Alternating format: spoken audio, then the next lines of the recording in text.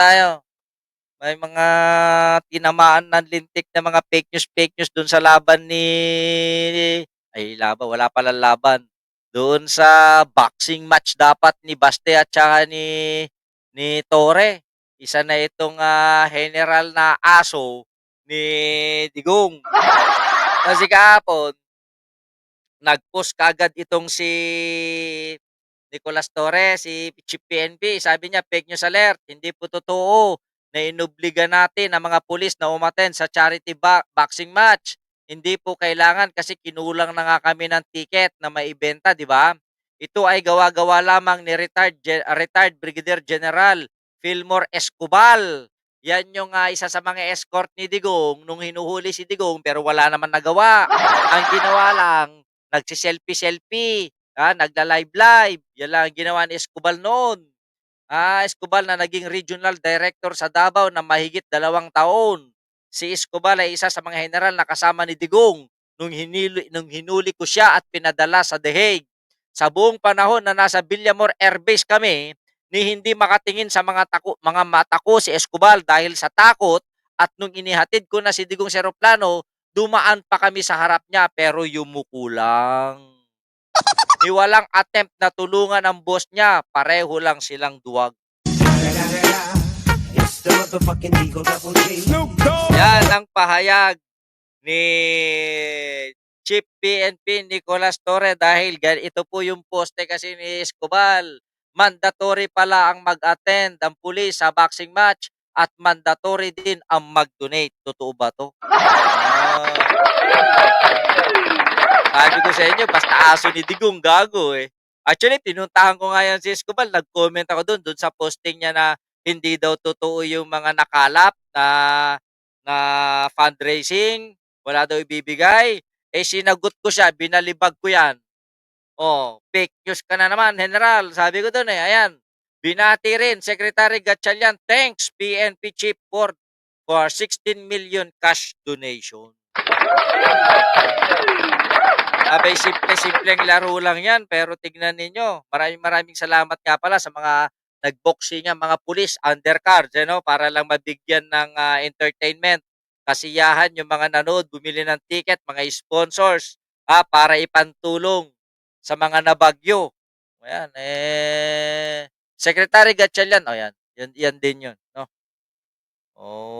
Okay, magkaibang posting lang. Pero ganun din. Ingat-ingat dahil Tore!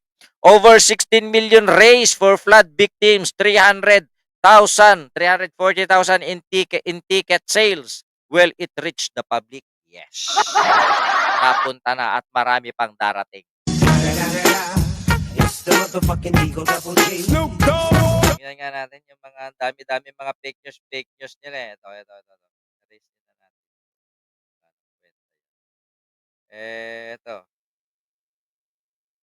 Unang-una, kaming dalawa lang naman involved dito. Kung hair follicle test sa aming dalawa, ay anytime, anywhere, pwedeng-pwede na mag-hair follicle test kami. General, in the event na maghamon po siya uli at dalhin sa ibang araw, may panahon pa ho ba si General Torre para tayo tanggapin? Nakita niyo naman, napakalaki naman ng ating effort at pagod na inilagay dito. At I don't think na he is worth responding to at this point in time. Ayan, wala na daw. Wala na daw bilang yung mayabang ng Davao. Kaya kakagagin natin yan mamayang 8:00. Dahil sila yung topic ko. Ano pa nga ba? O ito, panoorin nyo pa itong Ano nangyari sa pinapalabas ngayon sa social media about an alleged Chinese victim of murder tinapon sa Kawit, Cavite, lumalabas sa social media. Totoo ba yun, sir? Alam nyo, ito na yung mga panahon na parang gusto kong sabihin na talagang ebidensya na nauubusan na talaga ng propaganda itong mga kontra ng gobyerno natin. Itong mga, alam nyo na, yung mga linings nasa kabila. Diretsuhin na natin yung mga DDS. mga fake news daw kayo mga Nauubusan na DDS. siguro talaga sila ng bala na mga malalaking kontrobersya na mga insidente. Kaya yan, 2022 pa nangyari yan eh.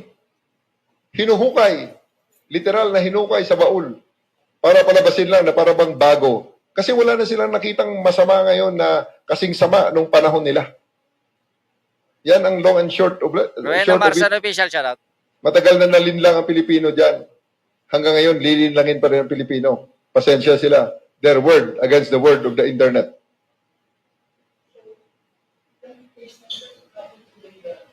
Hindi naman. Early part ng Marcos administration, September yan. 4 months after ng assumption ng ating presidente. Talagang yan, mga remnants ng diba? Hangover ng previous administration.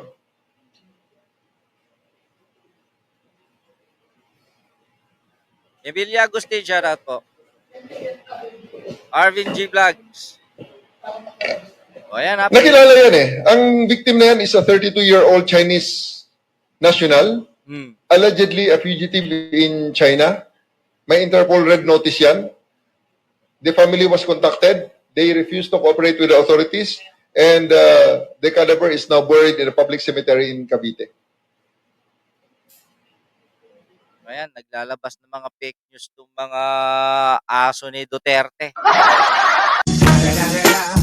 It's the motherfucking Eagle Double G.